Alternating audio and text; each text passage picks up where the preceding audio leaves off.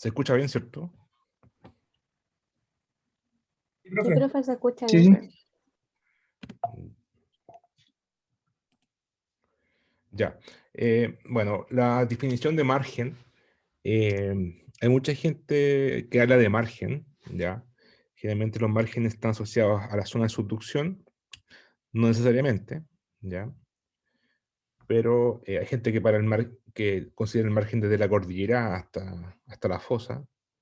Pero la definición, para ser preciso para nuestro curso, nuestra definición es la siguiente. Un margen continental corresponde a la región sumergida del continente que incluye, por ejemplo, la plataforma continental y el talud continental, ¿ya?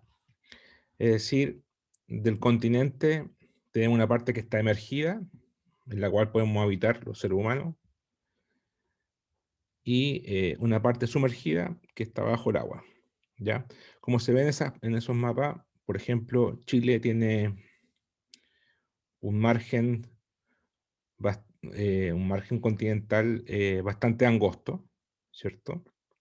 Mientras que Argentina tiene un margen continental bastante ancho. Si se dan cuenta en el cono sur, aquí está el margen argentino, un margen pasivo, y acá está el margen chileno que es bastante angosto. ¿Alguna idea de por qué el margen chileno es tan angosto y el margen argentino es tan ancho?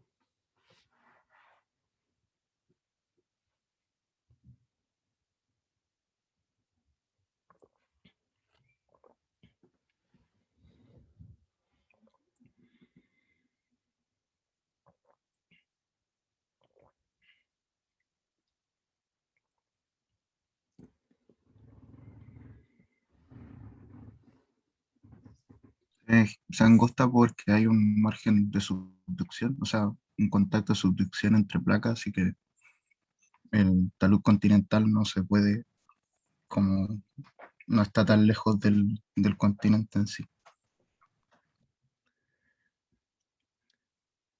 Sí, pero falta un detalle ahí. Es cierto, en Chile estamos en un margen de subducción o un margen activo y en Argentina está en un margen pasivo. En los márgenes activos lo que ocurre es que hay fricción de placas. De hecho, hay dos placas. En los márgenes pasivos hay una sola placa. ¿Ya? Entonces, en el margen activo, como hay fricción de placa, hay muchos procesos de erosión tectónica. Entonces, la placa de arriba, la placa cabalgante, es desgastada por la fricción o es erodada, y eso produce que se mantenga bastante angosta. En cambio, en margen pasivo, esto es un ejemplo de margen pasivo. Aquí no hay subducción, simplemente hay una transición entre corteza oceánica a corteza continental, ¿ya? Pero es la misma placa, es la misma placa. En el caso argentino es la placa sudamericana. Esto es Sudamérica continental y esto es Sudamérica oceánico, pero sigue siendo la misma placa. Y aquí solamente es placa oceánica, o sea, la parte oceánica de Sudamérica, y después está acá la parte continental. Y acá no hay erosión, po, no hay erosión. De hecho, esta placa se puede seguir, la parte continental se puede seguir agrandando porque es alimentada por el magmatismo. Acá, por magmatismo, se sigue hinchando, de alguna forma se va hinchando. Bueno, también todo esto heredado del tiempo de Gondwana, pero en la parte más al sur, por ejemplo, se sigue, aquí es más notorio, se sigue hinchando por magmatismo en la cordillera, o también por sedimentación, ya, o sea, el erógeno, la cordillera eroda, o sea, material sedimentario es erodado, y se va depositando en el mar, en el Atlántico en este caso, y se sigue depositando y se forman más cuencas de sedimento bastante estable. Aquí hay aluviones landslide, hay derrumbes de sedimentos, turbillitas. Entonces aquí hay mucho material del continente, y por eso tiene más material. Y aquí se puede notar la diferencia. La cordillera, la corteza continental es mucho más gruesa que la corteza oceánica, pero también la corteza continental es más liviana, tiene mayor cantidad de sílice, de cuarzo, y es más delgada, más liviana, entonces por eso flota con respecto a la corteza oceánica, que si es bien es más delgada, pero es más pesada porque está rica en gabro, en magnesio, ¿ya? Entonces más pesada. ¿Ya? Entonces, bueno, aquí no hay destrucción, esto es un margen pasivo, como el nombre lo dice. Y en cambio en Chile es un margen activo, donde hay convergencia, hay subducción, y son todos esos procesos los que vamos a estudiar.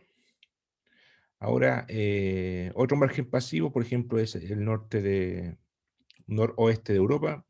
Ahí tenemos el Reino Unido, en donde tenemos una plataforma continental gigante, y acá tenemos un talud continental. Entonces, claro, el margen, digamos, el margen continental sería todo esto que está bajo el agua como plataforma, más el talud. Y después el azul profundo sería como el piso abisal o el piso profundo oceánico. ¿Ya? Eso no sería parte del margen para hacer la diferencia. ¿Ya? Ahora, el curso se llama Margen Chileno, pero en realidad vamos a estudiar el margen chileno y la placa oceánica de Nazca y Antártica también. O sea, vamos a estudiar, en el caso de Chile, vamos a estudiar el margen, o sea, todo lo que está bajo el agua del continente, más las placas de Nazca y la placa de Antártica. ¿Ya? Em, de hecho, se podría llamar como geología marina, pero tampoco es pura geología, sino que es tectónica. Entonces, cuesta como poner un nombre al curso, pero va a ser va a ser la parte continental sumergida más las placas oceánicas. Eso es el curso. ¿Ya? O sea, son los temas del curso. Esto es un ejemplo de un esquema de margen activo, como el chileno, y como pueden ver, pasan muchas cosas, no solamente los terremotos o las erupciones volcánicas, pasan muchas más cosas, bastante complejas y que son todavía material de estudio, y se ha podido avanzar un poco en las últimas décadas, gracias al avance de la tecnología geofísica. Ahí se puede ver, por ejemplo,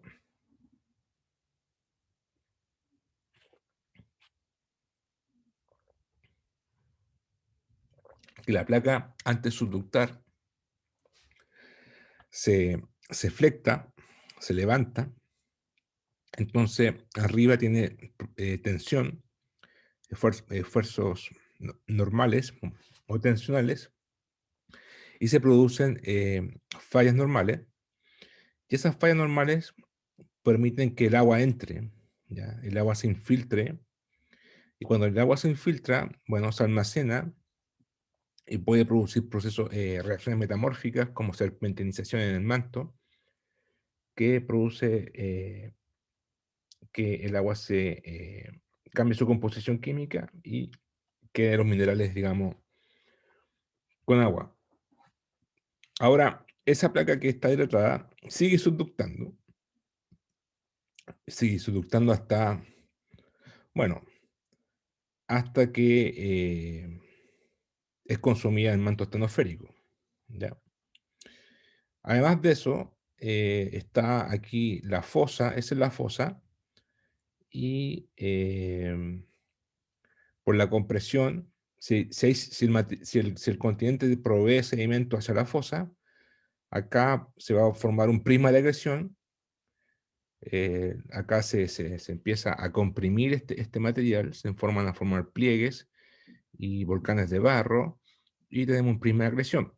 Ahora, si no hay sedimentos, no sé, porque el continente está muy, muy seco, es un clima desértico y no hay material de sedimento hacia la fosa, acá se va a producir, no va a haber un prisma de agresión, sino que va a haber erosión. Se va a empezar a gastar, a destruir el continente. Después del prisma de agresión tenemos una parte donde la fricción es suficiente para producir terremotos de interplaca, lo que conocemos como zona sismogénica. Pero después que eso es cierto, eso ocurre en cierto rango nomás de temperatura o de profundidad, que es generalmente entre los 5 y los 40 kilómetros, ¿ya? Después de eso, eh, entramos, el contacto entre la placa corteza continental y la corteza oceánica, empezamos a entrar a la zona que llamamos manto o cuña mantélica, o mantle wedge, que esto es el manto continental, el cual tiene una reología distinta, y ahí no se producen terremotos o son más débiles, porque está generalmente, es más dúctil el comportamiento del manto continental. Y además el agua que se infiltró acá en la corteza se empieza a deshidratar en profundidad, porque como empieza a aumentar la presión y la temperatura, esta empieza a deshidratarse y el agua se va hacia arriba o hacia los lados y empieza a serpentinizar el manto continental, y lo que hace que se comporte más débil, o sea, más dúctil, y se acaban los terremotos. Pero sí hay terremotos intraplaca. Estos están dentro de la placa oceánica, ¿ya? No hay interplaca, pero sí hay intraplaca. La placa sigue subductando y generalmente las profundidades entre 100 y 140 kilómetros de profundidad, ahí se alcanzan las temperaturas ideales para que se deshidrate el manto. Acá se deshidrata la corteza, acá se deshidrata el manto oceánico, y toda esa agua facilita que baje el punto de fusión parcial y produce magmatismo, y los magmas ascienden formando un arco volcánico, y generalmente se encuentran, el arco siempre está en un lugar en donde la placa tiene una profundidad de entre 100 y 140 kilómetros. Entonces, obviamente, si el ángulo de subducción es más plano, el arco va a estar más a la derecha. Ahora, si si el ángulo de subducción es más empinado, el arco se va a mover hacia la izquierda, ¿ya? Entonces, lo que importa es la profundidad de la placa oceánica, ¿ya? Ahora, está por verse si estos magmas ascienden verticalmente o tienen una trayectoria compleja que es semi-horizontal y vertical. Va a depender de la permeabilidad del manto continental, ¿ya? Entonces, todas esas cosas se pueden investigar, van a variar en todos los lugares de Chile, bueno, en todos los lugares de subducción del mundo. Ya hay bastantes diferencias en las magnitudes de cada cosa, de cada parámetro que vimos acá. Y eso sería como los objetivos de tratar de indagar e investigar en el curso. ¿Alguna pregunta? Profe, yo tengo una duda. En zonas donde, por ejemplo, hay fallas transformantes, como por ejemplo Islandia, ¿qué tipo de margen sería ahí? Islandia. A ver. O sea, Islandia es un centro de expansión.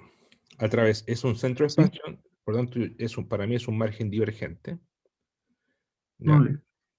Divergente. Y ese centro de expansión coincide más encima con un punto caliente. Bueno, eso no es tectónico, eso es magmático, es un hotspot, ¿cierto? Un hotspot, pero no, sería ideal tener aquí instalado Google Maps, pero no, a ver, Google.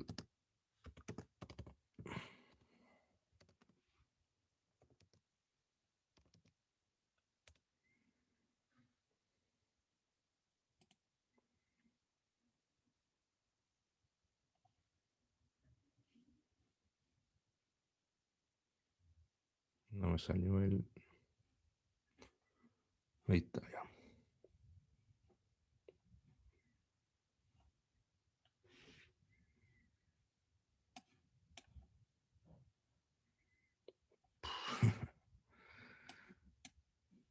Em, mm, mm, a ver. Google Earth.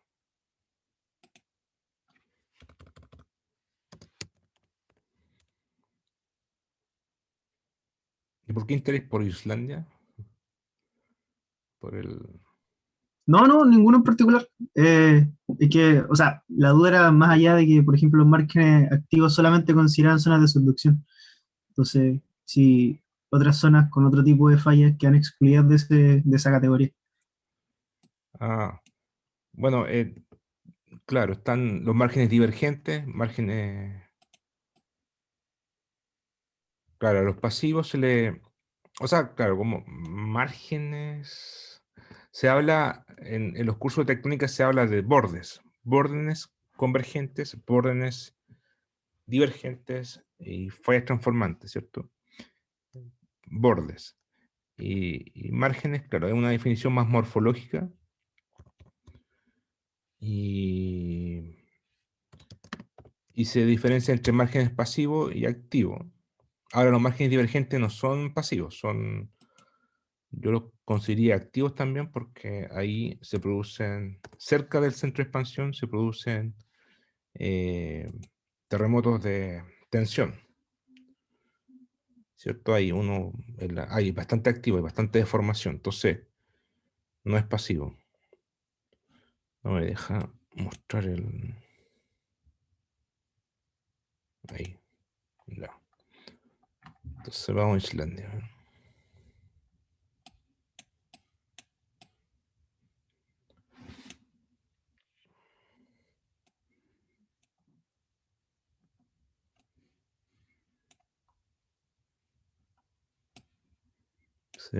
Se ve muy oscuro, ¿no? No se ve bien. Islandia. Aquí hay un centro de expansión. Entonces que corta Islandia. Y acá mismo hay un punto caliente, gigante. Por eso está alzado. O si no, estaría en el fondo del mar. Esto está alzado porque hay un magmatismo y eso calienta la corteza y eh, se baja la densidad. Y como baja la densidad, se hace más flotable y se hace una tremenda plataforma. Y claro, ese es un margen muy, muy particular en el mundo, que justo coincide un centro de expansión con una dorsal oceánica, o sea, tiene doble fuente magmática. Y por eso, claro, es un margen, no es un margen continental, es una plataforma de tipo hotspot dentro de un margen divergente. Sí, eso sería la mejor nomenclatura. Pero es un caso particular, sí, no es una isla que está en el medio del Atlántico, pero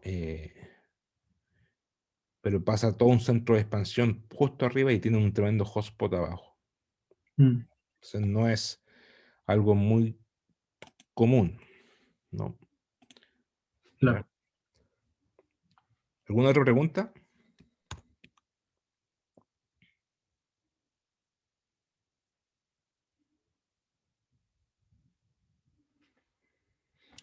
Ya, entonces, ese por ejemplo es Sudamérica.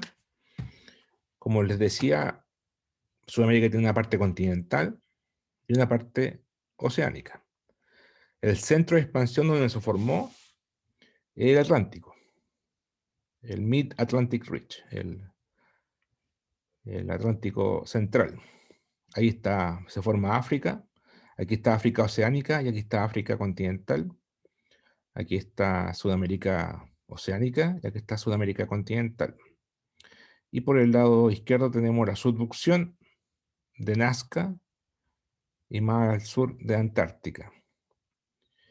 Y si se dan cuenta, aquí la corteza, la litósfera se empieza a engrosar en los continentes. ¿ya? La composición química es distinta y enriquecida por magmatismo y por la deformación también. La deformación, la subducción produce shortening o acortamiento. Y eso también produce engrosamiento, ¿ya? Ese otro proceso de engrosamiento. El shortening y el magmatismo. El acortamiento y el magmatismo. Entonces, el objetivo del curso es proporcionar una visión general de la conformación geodinámica del margen continental chileno desde un punto de vista de geofísica marino, ¿ya? Porque como vamos a estudiar el mar, o sea, vamos a estudiar el continente bajo el agua y la placa oceánica, no queda otra opción que ocupar técnicas geofísicas. Bueno, se pueden ocupar en muestras submarinas, pero son terriblemente caras y son muy pocas, así que no.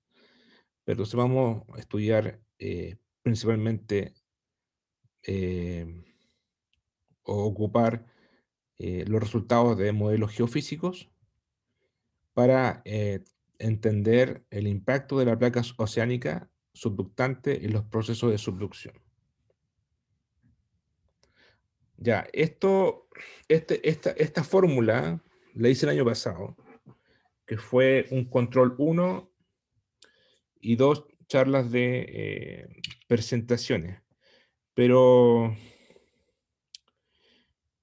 bueno, el año pasado estábamos recién partiendo el encierro, la cuarentena, así que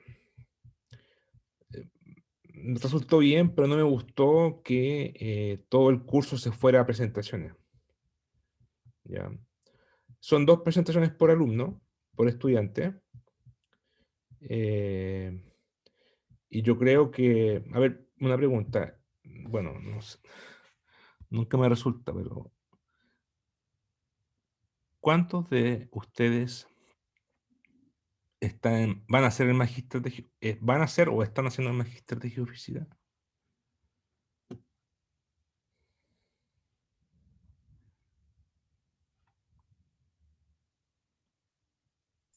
Yo estoy haciendo el magíster.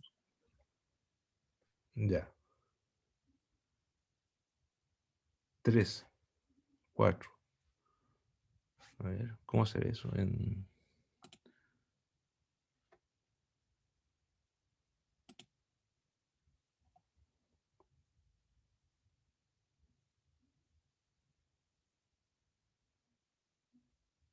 ¿Nadie más va a ser magíster?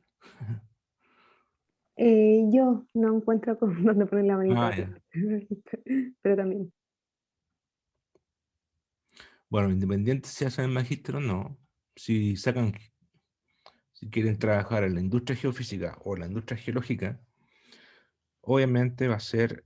es que este curso tenía una tarea, yo creo que la voy a hacer, una tarea, una sola, que es bastante bien evaluada, eh, bien evaluada en el sentido de que a los alumnos históricamente siempre les ha gustado porque aprenden mucho y la tarea consiste en,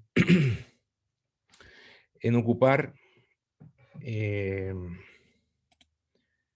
en trabajar con datos batimétricos. Ahí está, interpretación de datos batimétricos. ¿En qué consiste?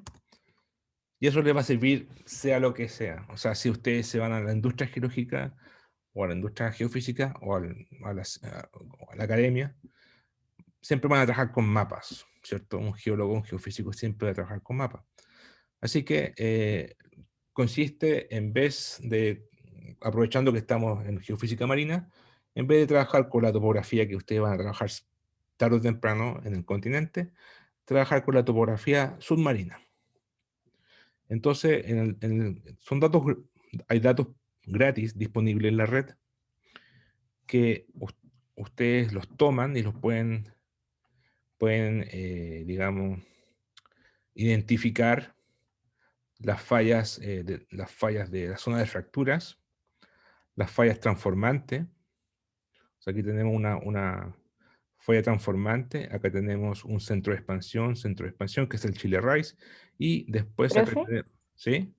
no está compartiendo pantalla, por si no está mostrando algo. Ah, ya. Chuta.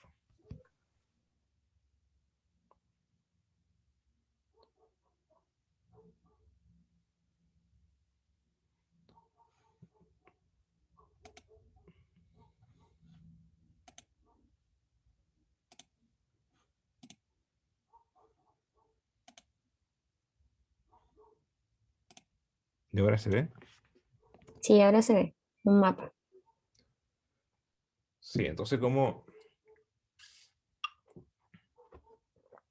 por ejemplo, esta es una batimetría de baja resolución de 2 kilómetros por 2 kilómetros, pero se ven bastantes cosas. Se ve el centro de expansión, se ve...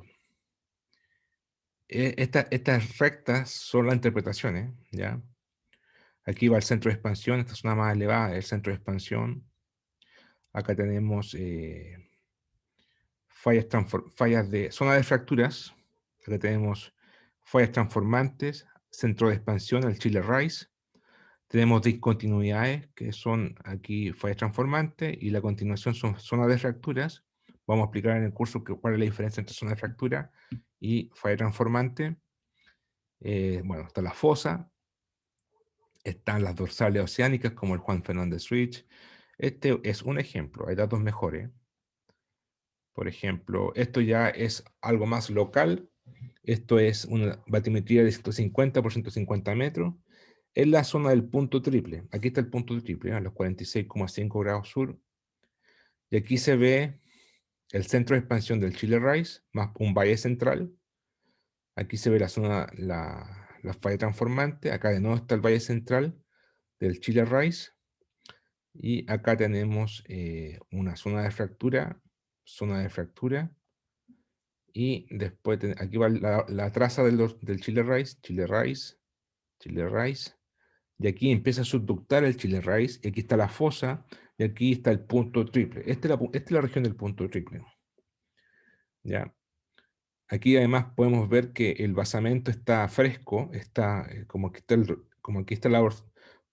está la dorsal, este piso oceánico recién se formó hace poco, cientos de miles de años, y está fresco, en el sentido de que tiene poca sedimentación y se puede observar su fallamiento, que es paralelo al centro de expansión, porque estos son lo que llamamos, esto es un paleo centro de expansión, o todo esto son cosas paralelas al centro de expansión. Acá está suave, ¿por qué? Porque en esta región está más hundida, y como está más hundida, los sedimentos del continente, este es el talud continental, ¿ya? Llegan del este, de Sudamérica, y se depositan en la parte más profunda y se suaviza el fondo oceánico o el basamento oceánico y se forma una especie de cuenca. Entonces, aquí y más encima se ven volcanes chiquititos, esos de ahí, esos de acá, asociados a cañerías del centro de expansión. Entonces se ven muchas cosas. ¿Por qué? Porque se aumentó la resolución de la batimetría. Ya, esto es una batimetría de baja resolución, pero se ve a mayor escala, a menor escala. Esto es una escala promedio, ¿ya? Pero hay cosas mejores que todas estas, ¿ya? Incluso las pueden ver desde ya en Google Earth. Y se pueden bajar y se pueden tomar, interpretar, se pueden extraer datos, se pueden hacer modelos geofísicos, etc. Entonces esa es la tarea, yo creo que la voy a hacer. Y la tarea, digamos, es sin presión, en el sentido de que va a durar bastantes semanas, pero es bastante útil porque van a aprender a trabajar datos batimétricos, y eso les va a servir en toda su carrera académica o profesional. ¿Ya? Bueno, y lo otro que hay que hacer es las presentaciones, y lo que vamos a hacer es que yo, bueno, voy a pasar materia para explicarle los conceptos de la subducción eh, y explicar algunos métodos, pero los métodos, no vamos a ver los métodos en la forma técnica. Para eso ya están los otros cursos como geofísica de exploración, método de exploración geofísica, prospección 1, prospección 2, química de exploración, química de prospección, están todos esos cursos, sismología. No vamos a ver métodos en este curso, sino que vamos a ver los resultados de esos métodos. Por ejemplo, esto es una imagen 3D, un química 3 dimensional, de un margen convergente en Japón, y se pueden ver el contacto, es una tomografía de alta resolución, o sea, es una imagen de alta resolución. Aquí vemos un contacto que es el techo del basamento oceánico, ya de la placa subductante. Todo esto es el prisma de acreción, y ven unas tremendas formaciones de pliegue, ya, unos pliegues debido a la compresión. Y acá está el techo, o el spray fold, que sería como el spray fold, es una falla de despegue que parte aquí y se llega hasta la superficie. Y esa falla que llega hasta la superficie, cuando se activa por un terremoto, puede producir un tsunami porque afecta la vertical del fondo oceánico. Se levanta el fondo oceánico y eso produce un tsunami. También se puede ver que esta falla está sobre el techo del basamento oceánico, y lo que está acá entre medio es una especie de canal que llamamos canal de subducción. ¿Ya? Entonces, generalmente el contacto entre la placa de arriba y la placa de abajo no es que no haya nada entre medio, sino que hay un canal de subducción. Y ese canal de subducción puede ser grueso o puede ser delgado, va a depender de la geología del lugar. Entonces, a partir del viernes yo voy a ver conceptos básicos o los contenidos del curso van a ser los siguientes. Primero, un repaso, porque se supone que ustedes ya vieron tectónica de placa en los cursos de geología general, geofísica general. Un repaso básico de tectónica de placa, subducción, volcanismo interplaca. Vamos a ver principales rasgos morfológicos de la placa de Nazca y Antártica. Cuáles son sus principales características. Vamos a ver cómo se forma la placa de Nazca, la tasa de expansión, la geometría de las dorsales. Después vamos a ver cómo varía la placa de Nazca según la latitud, o sea, cómo es en el norte versus en el sur. Hay hartas diferencias. Vamos a hablar de la edad de la placa de Nazca. Hay partes que son más viejas, hay partes que son más nuevas. Vamos a estudiar el fondo del piso oceánico, es decir,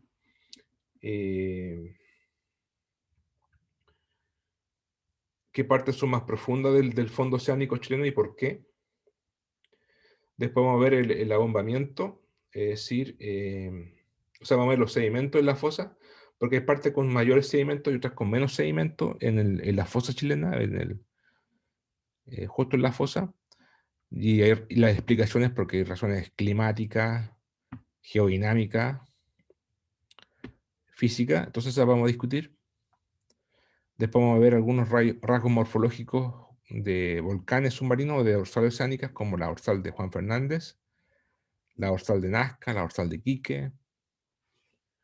Vamos a ver nociones básicas de formación, o sea, el origen, dónde se formó la dorsal de Juan Fernández, y el efecto que produce cuando esta colisiona con el continente. Produce varios efectos: erosión, produce cambio de geometría de la fosa, etc. Vamos a también estudiar las zonas de fracturas, que son muchas en la placa de Nazca y Antártica. El outer rise. El outer rise, cómo varía por qué se penetran las fallas tan profundo en algunas partes, hasta dónde puede penetrar las fallas, y cómo ocurre eso en Chile. Cómo varía el outer rise en Chile, el norte versus el sur. Mapear algunas fallas con datos sísmicos de reflexión, fallas normales. Y vamos a estudiar los procesos de hidratación del outer rise chileno, o sea, el ciclo del agua, ¿cierto? Aquí el agua entra, después sale, afecta el manto continental, afecta el magmatismo, después los volcanes explotan, erupción volcánica y el agua vuelve a la atmósfera y después llueve y llega al mar y se repite el ciclo. ¿Ya? Entonces, ¿cómo es eso? El ciclo del agua, no el ciclo meteorológico, sino que el ciclo tectónico. Y después vamos a concentrarnos en el margen continental, es decir, en la estructura de la plataforma continental y el talud continental, el prisma de acreción. También en el continente, en la plataforma, está lleno de cañones submarinos y cuencas de antearco, cuencas de sedimentarias, y los cañones submarinos me refiero a cañones, o sea, como continuaciones de los ríos que producen una especie de río submarino, pero bastante, como un valle bastante ancho. ¿Ya? También vamos a ver un poco la morfología del prisma de acreción. Aquí está el prisma de acreción, cómo se compresiona, cómo se ancha, cómo se angosta. Acá hay un canal submarino que se llama el canal axial, que corre norte-sur. ¿Ya? También vamos a ver un poco de eso.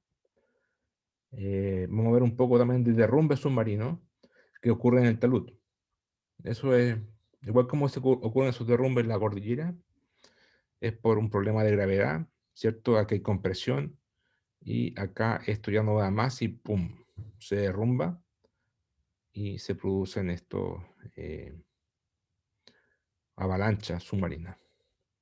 ¿Ya?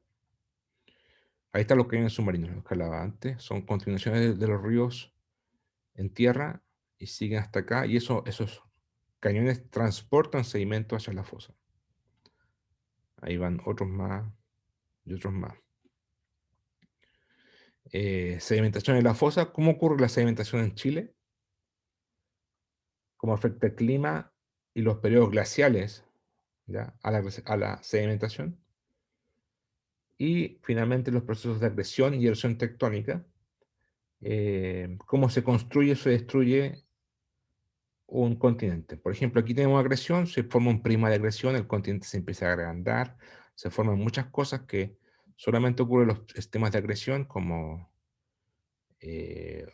volcanes de barro, gases de hidrato, se empieza a anchar el continente, se forma fallas inversas, pliegues, etc. Versus un margen erosivo donde no hay sedimentación en la fosa y el margen se destruye, porque aquí vienen los horse engraven, que son como cuchillos que erodan, producen remoción de material, y aquí el continente colapsa porque se gasta por debajo, colapsa, y se forman fallas normales. Entonces, bastante distinto un margen acrecionario que un margen erosivo. Y en Chile tenemos los dos casos, y vamos a estudiarlos cómo y dónde y por qué ocurren esos dos tipos de márgenes. Vamos a ocupar datos sísmicos para completar la discusión o la interpretación. Y vamos a hablar un poco del papel que juega el prisma de acreción, el tamaño del prisma de acreción en los megaterremotos. Es decir, si un canal de subducción, o sea, un prisma de acreción grande o chico para producir un terremoto, puede mitigar o no un gran terremoto. ¿Ya? Y siempre vamos a estar viendo el efecto de las dorsales oceánicas. Ya para aclarar una cosa, en español se ocupa la palabra dorsal para varias cosas.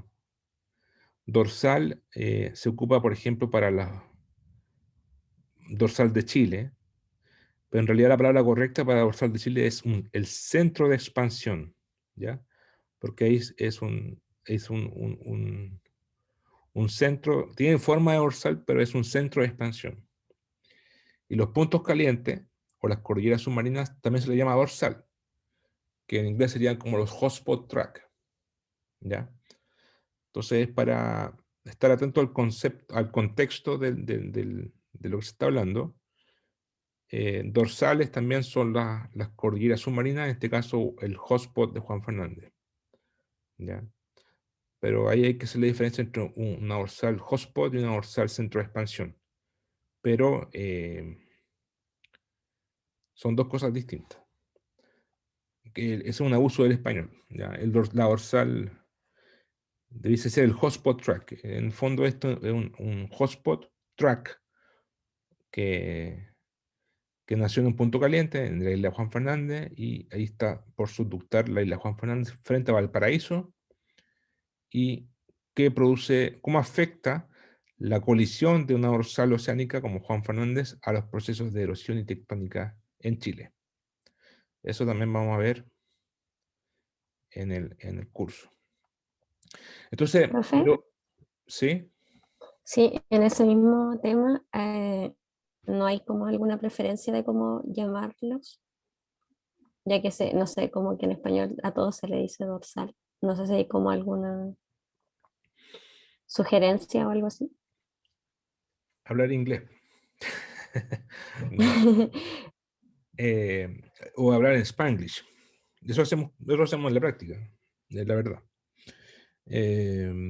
Pero dentro del contexto se puede entender. O sea, si uno dice la dorsal de Juan Fernández, uno ya sabe que es hotspot. Y si es la dorsal de Chile, uno ya sabe que es centro de expansión. En teoría, uno debería saberlo. Pero, Ya, pero quizás hablar Spanglish, ¿no?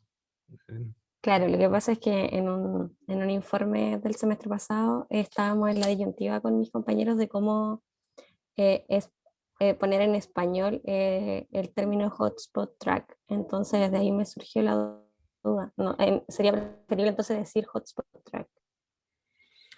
Bueno, ahí va a depender de la... Si es una tesis de magíster, por ejemplo, o un informe... Eso era para un curso, ¿no? Un informe de un curso. Sí, de un trabajo. O sea, uno puede poner dorsal de Juan Fernández y entre paréntesis poner hotspot en itálica. Ah, Y ya, o sea, echar mano de ambos recursos, por así sí, decirlo. eso hacemos, sí, poner entre paréntesis y ponerlo en inglés. Ya, gracias, profe.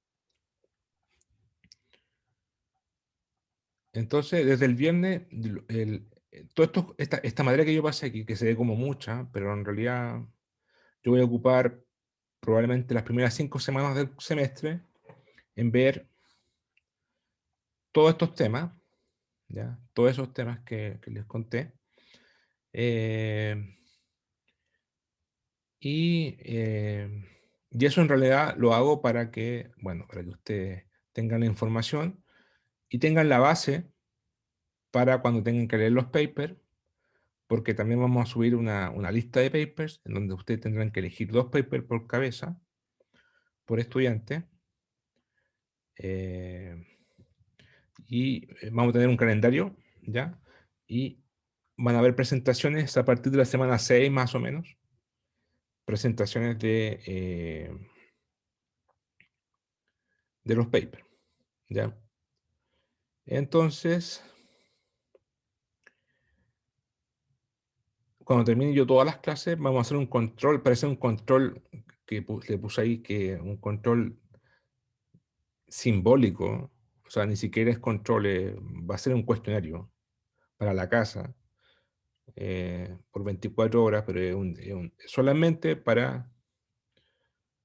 eh, para que usted, digamos, me pescaron cuando hacía las clases. O sea, todas estas clases que voy a hacer es para que ustedes las tomaran en cuenta, para que ustedes aprendieran y para que usted, porque después usted tiene que aplicar todos esos contenidos en los papers. Entonces, por eso es necesario pasar toda esa materia, ¿ya? Entonces, ese control es como un control, digamos, es como un control de no de lectura, sino que un control de las actividades de la materia vista en clase, pero a rasgos generales, ¿ya? Son cuestionarios, no son preguntas de desarrollo matemático. y después empezaríamos con las presentaciones. Y paralelamente voy a preparar entonces la tarea de análisis batimétrico, en que ustedes tienen que plotear datos batimétricos, interpretar, y esos datos, bueno, les vamos a hacer entregar todo el material. Bueno, nosotros somos más viejos, lo trabajamos con MATLAB, pero si ustedes lo pueden hacer con Python, bien también. ¿Ya?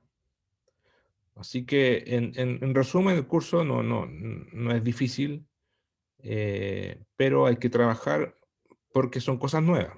Son cosas nuevas, pero generalmente a los estudiantes les gusta porque son cosas que todo lo que han visto lo empiezan a aplicar y es en el fondo estudiar la naturaleza, estudiar la tierra de verdad, este curso.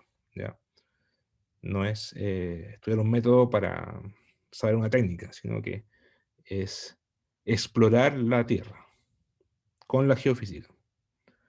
¿Ya? Así que eso es el curso más o menos. ¿Alguna duda, comentario?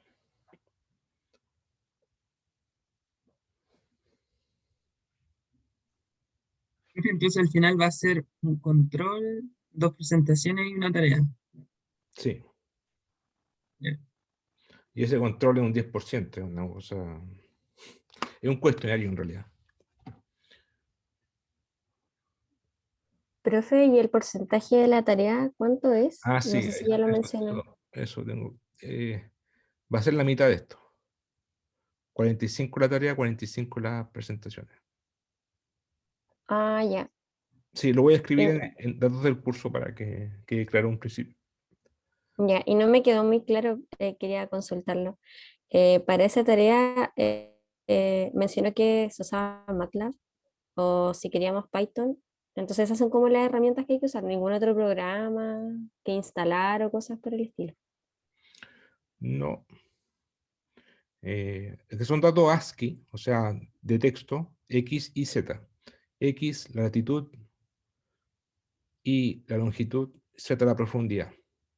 ¿Ya?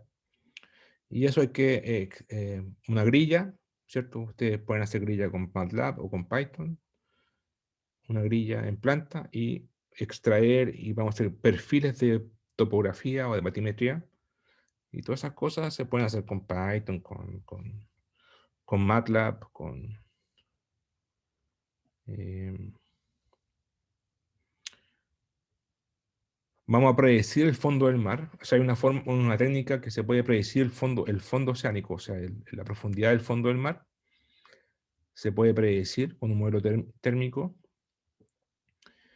Y eso, ¿no? Requiere un cálculo de ecuaciones, o sea, son gráficos de funciones analíticas, ¿no? Las clásicas. O sea, con esos dos programas estaría bien.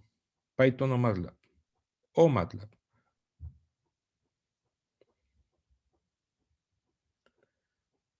Súper. Gracias, profe. Y hay una pregunta en el chat, igual de una compañera.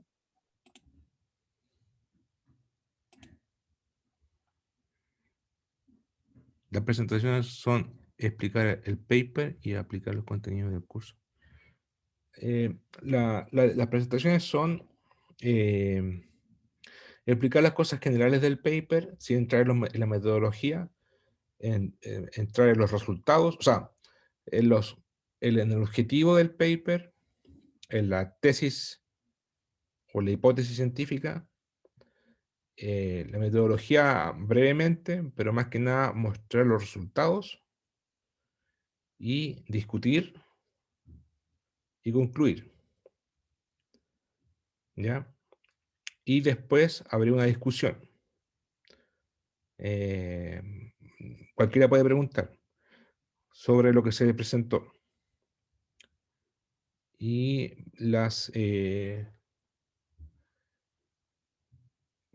bueno, claro, siempre vamos a estar aplicando las cosas del curso, siempre, los conceptos, más que nada. Ya, eso siempre va a pasar.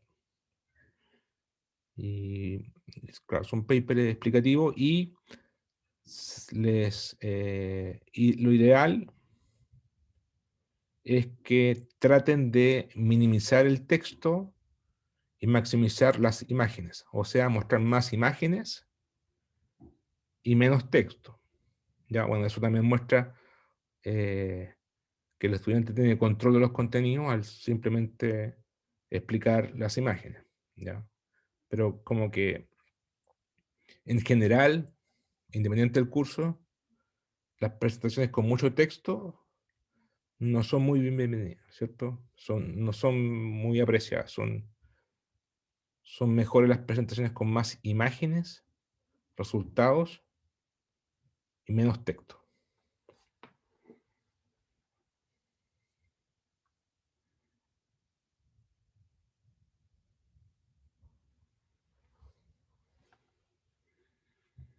¿Alguna otra pregunta?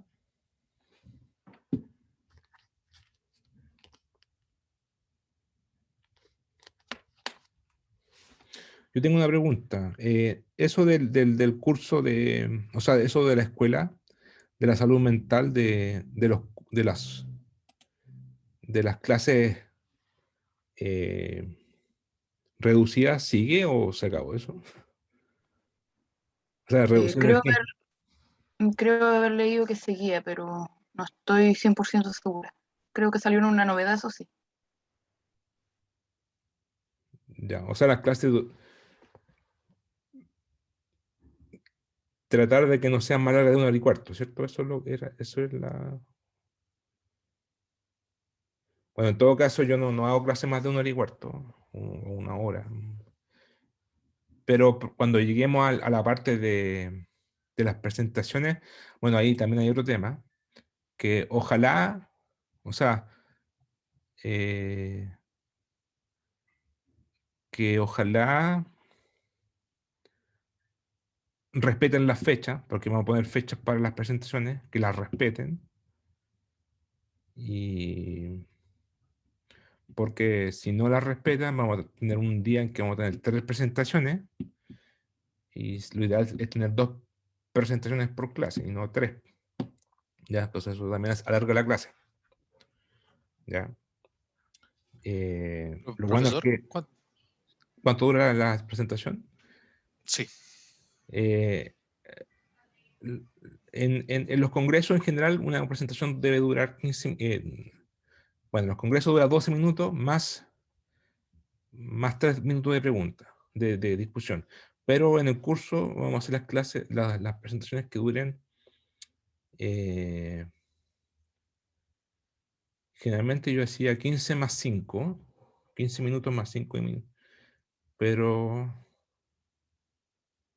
sí, vamos a tratar de que sea 15 más 10.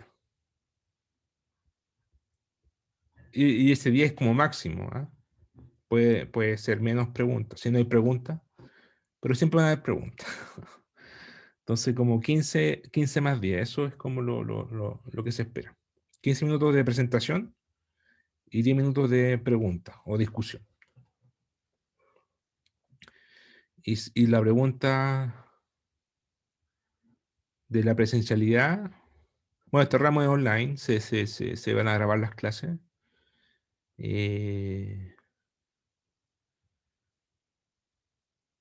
Eso, obviamente lo único obligatorio va a ser cuando tengan que presentar usted. O sea, la gente que presenta tiene que estar, eso es obvio. Pero, a ver, yo a mí no me gusta obligar a estar. Las clases van a quedar grabadas, pero igual es bueno que cuando presente a alguien, sus compañeros lo vean. Pero bueno, en rigor no es obligatoria la asistencia.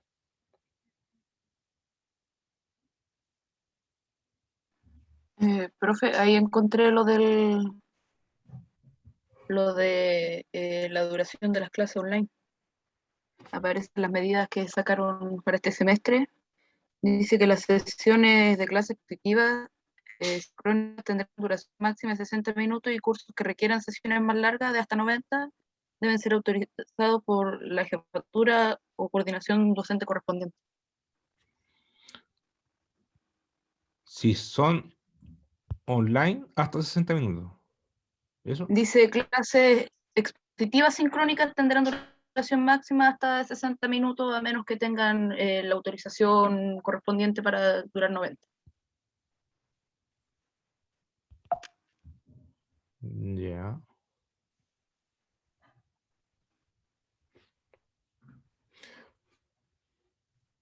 Es que no escucho bien es sincrónica y Sincrónicas expositivas. expositiva. O sea, toda la online, pues, ¿no? Básicamente, a menos que haya alguna actividad tipo laboratorio o algo así, me imagino, no sé en realidad. Ah, ya. Pero aquí se habla de clases expositivas sincrónicas. Bueno, yo igual pensaba hacer clases de 1 hora, así que... Pero cuando hagamos presentaciones, ahí, como les decía, la idea es que ustedes respeten los calendarios. Entonces ahí vamos a tener, como les dije yo, 10 más 5, 25 minutos por presentación, así que no debería haber problema. Ahora, si hubiera un caso extremo, o sea, un caso único que hay que presentar 3 porque nadie porque no se pusieron de acuerdo con las fechas, algo así, bueno, ahí se puede hacer una excepción, pero sería una vez nomás, no. Pero en rigor, en general, vamos a estar dentro de los 60 minutos. No veo por qué no.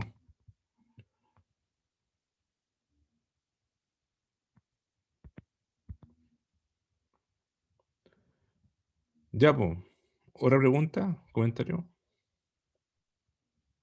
El Esos auxiliar. papers, Ah. perdón, los papers que se van a presentar los van a subir desde ya, hay que escogerlos desde ya o después que pase toda la materia. Sí, no, vamos a hacer voy a hablar con el auxiliar, Camilo Utrera. Tenemos una lista de paper en un drive probablemente, la vamos a actualizar y cuando avisemos, o sea, cuando esté lista la lista, le vamos a mandar un mensaje y tienen que escoger ustedes 2 papers y es por orden de llegada. ¿Ya? O sea, el primero que escoge esos 2 papers se queda con esos dos papers.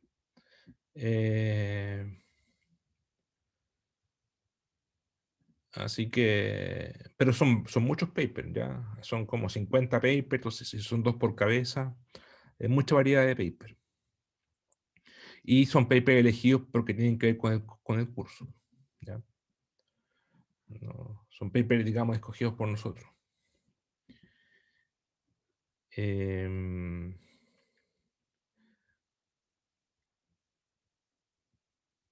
Probablemente van a necesitar ustedes para la tarea una clase auxiliar o 2.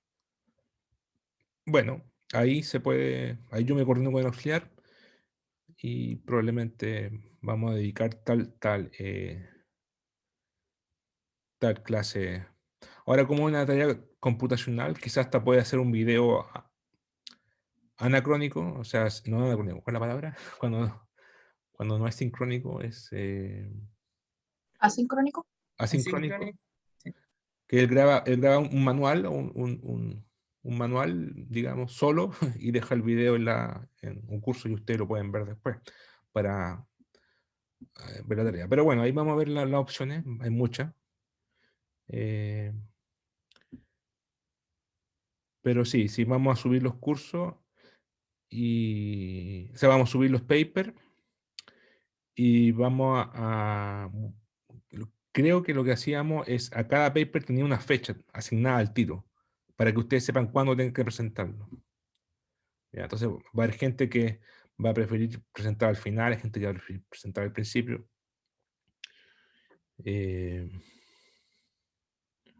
No sé, yo creo que primero fíjense en el paper y después la fecha. Ese es mi consejo. Porque puede ser más agradable un paper que otro. Depende de la persona, si son gustos, todos tenemos gustos distintos. ¿Ya? Pero bueno, Eso les informo los detalles todo el viernes. Me voy a juntar con ustedes más rato. Voy a actualizar la evaluación en datos del curso. Pero eso sería. Profe, ¿las clases se van a subir a YouTube como en Geodinámica? Sí. Ah, ya, bacán.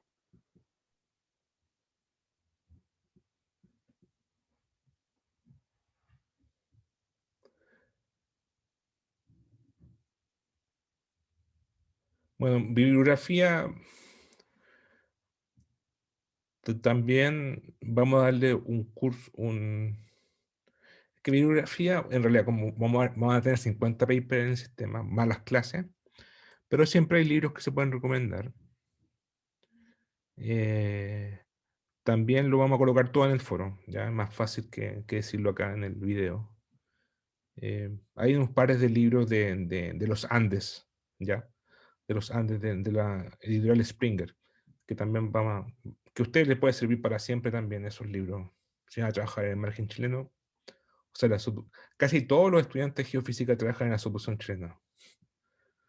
Así que les va a servir.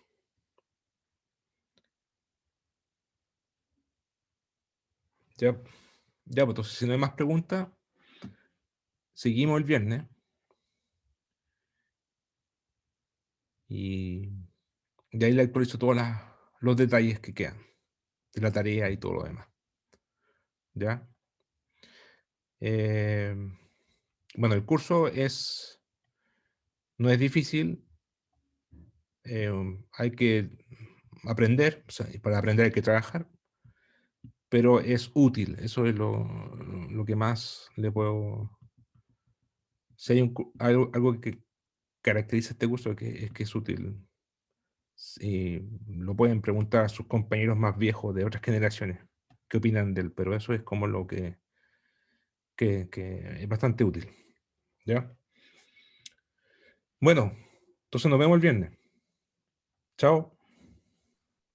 Profe, profe. cuídense. Chao, chao. Chao, profe. Chao, profe. Chao. Profe, gracias.